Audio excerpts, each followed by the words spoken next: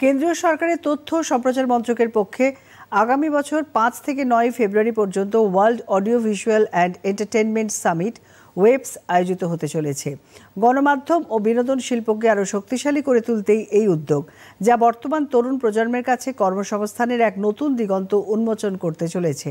এই উপলক্ষে Satyajit Ray film and television ইনস্টিটিউটে প্রেস ইনফরমেশন ব্যুরোর পক্ষে এক অনুষ্ঠানের আয়োজন করা হয়।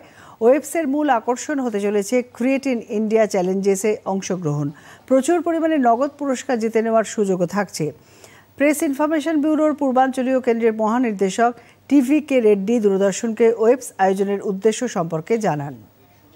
Media and entertainment industries has a huge potential globally and which remains largely to some extent untapped by our country.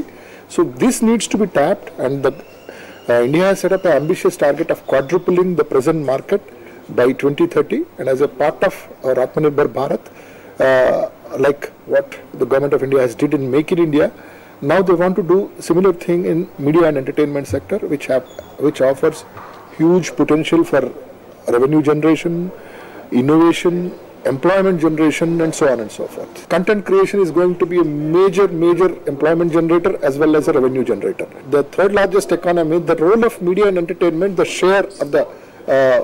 share of contribution from media and entertainment sector is going to be very vital, because this is a very growing industry, and the opportunities and the potential in this industry is very high, and with growing incomes, the sector has a bright future, and youngsters who have opted to join this sector definitely will have a very bright future.